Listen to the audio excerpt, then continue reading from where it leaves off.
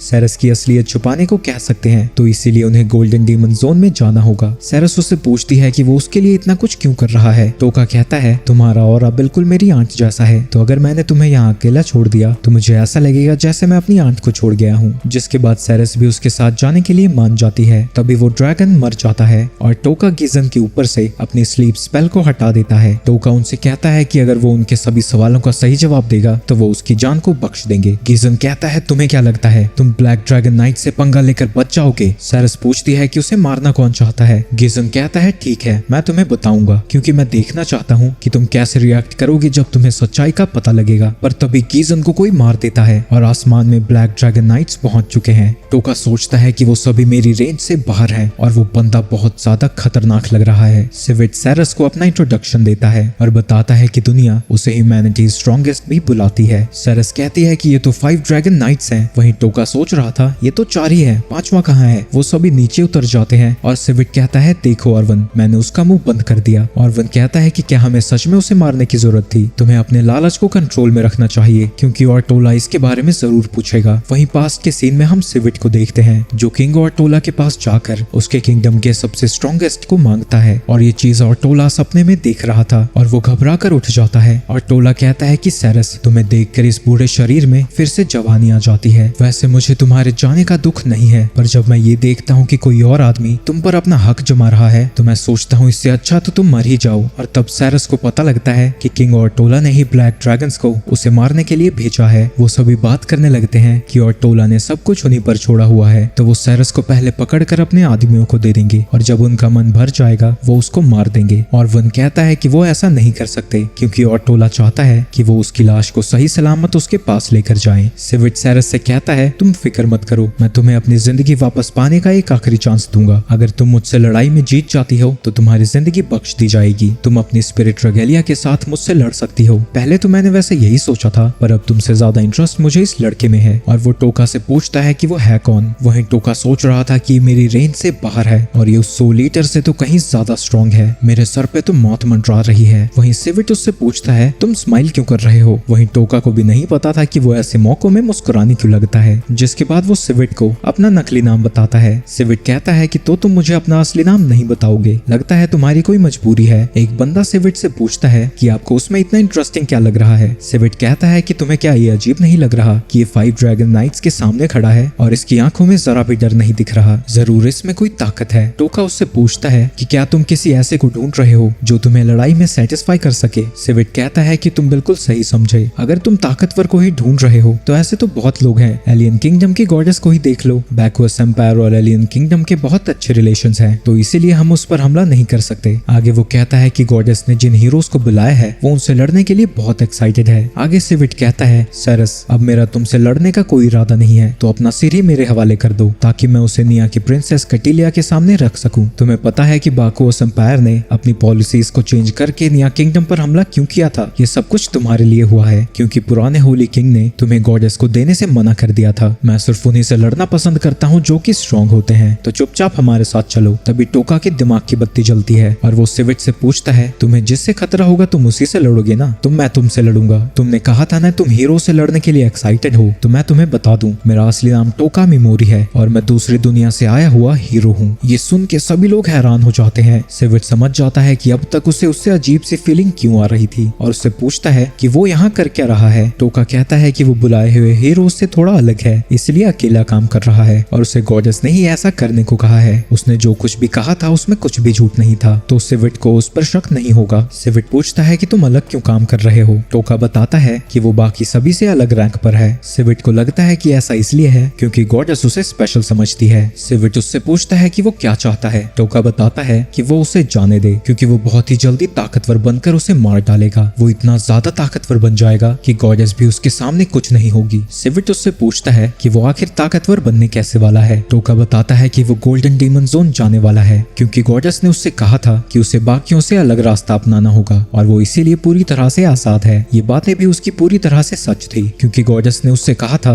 कि अगर वो रून से बाहर आ जाएगा तो वो इस दुनिया में जैसे चाहे वैसे जी सकता है। वो आगे कहता है कि वो छुपने नहीं वाला, वो वापस जरूर आएगा और मन में कहता है गॉडेस से बदला लेने। सिविट को उसके अंदर पोटेंशियल दिखता है, तो इसलिए वो फाइट को पोस्टपोन करने के लिए मान जाता है और कहता है कि तुम यहाँ से जा सकते हो और हम भी यहाँ से सेरस को मार कर चले जाएंगे। पर टोका कहता है कि उसे गोल्डन डीमन जोन में सेरस की जरूरत है, तो इसलिए वो ऐसा नहीं कर सकते। सिविट इस चीज के लिए भी मान जाता है और वन कहता है कि तुम ये कर क्या रहे हो। पर सिविट कहता है कि उसने कहा है कि उसे उसकी जरूरत है और भी ताकतवर बनने के लिए, तो मेरी और टोका की लड़ाई के बाद हम सेरस को भी मार देंगे। जिसके बाद वो सभी वहाँ से जाने लगते हैं। वहीं ये सब कुछ टोका की चाल थी और इससे पहले कि वो उसकी रेंज से बाहर निकल जाए वो उन सभी के ऊपर पैरालाइज का यूज कर देता है। सिविट को इस बात का पता लग जाता है पर तब तक काफी देर हो चुकी थी और वो सभी पैरालाइज होकर नीचे गिर जाते हैं। टोका कहता है कि मुझे लगा ही था कि स्पेल यूज करने से पहले तुम्हें पता लग जाएगा, इसलिए मुझे इतनी देर तक बड़बड़ करना पड़ा, पर माफ करना मैं इतने समय तक तुम्हारे साथ साथ इन्वॉल्व नहीं हो सकता। ये किसी बहादुर हीरो की कहानी नहीं है, ये मेरे बदले की कहानी है जिसमें ब्लैक ड्रैगन नाइट्स बस मेरे रास्ते का रोड़ा है। जिसके बाद वो उन सभी पे पॉइजन स्किल का यूज कर देता है और वो एक एक करके मर जाते हैं। पर सिविट इसके बावजूद भी मूव कर रहा था और टोका कहता है कि ये सिर्फ नाम के लिए ह्यूमैनिटी का स्ट्रॉन्गेस्ट नहीं है, ये दूसरी बार है कि पैरालाइज एक्टिवेट होने के बावजूद भी कोई मूव कर पाया हो। तभी सिविट टोका पर हमला करने जाता है पर पॉइजन की वजह से उसके हाथ से भाला गिर जाता है। वहीं टोका ये सब देख के हैरान था कि पैरालाइज और पॉइजन एक्टिवेट करने के बावजूद भी कोई कैसे हिल सकता है। तभी उनमें से एक नाइट फट जाता है जो देखकर बाकी के ब्लैक ड्रैगन नाइट्स भी वहां पहुंच जाते हैं। टोका सेरेस से कहता है कि वो यहीं रुक के देखेगा कि ब्लैक ड्रैगन नाइट्स मर जाएं और अगर तुम यहाँ से भागना चाहती हो तो जा सकती हो। पर सेरेस कहती है कि उसके बॉडीगार्ड के तौर पर वो यहीं रुकेगी। सिविट अपने सभी नाइट्स को उसके पास आने से मना करता है और कहता है कि वो दूर से ही टोका पर हमला करें। तभी टोका पिगीमारू के साथ मिलकर अपनी नई एबिलिटी को एक्टिवेट कर लेता है। इस एबिलिटीज की दो प्रॉब्लम है, पहला कि इसे एक्टिवेट होने में बहुत ज्यादा टाइम लगता है और दूसरा यूज करते वक्त उसकी एमपी बहुत जल्दी खत्म होती है, यानी वो इस नई पावर को बस थोड़े समय के लिए ही यूज कर सकते हैं। टोका पिगीमारू की मदद से बहुत सारे टेंटिकल्स बना देता है जो कि वो ब्लैक नाइट्स के पास लेकर जाता है, जिससे वो अपनी स्किल्स को उन पर यूज कर पा रहा था और उन सभी को पैरालाइज कर कर नीचे गिरा देता है। तभी उसकी स्किल लेवल अप हो जाती है और उसके साथ ही उसे 3 नई स्किल्स भी मिलती हैं। वो बर्जर्क स्किल का यूज करके किसी को भी वायलेंट बना सकता है और पैरालाइज और पॉइजन से कॉम्बिनेशन की वजह से उनकी मौत भी जल्दी होगी। जिसके बाद वो अपनी दूसरी स्किल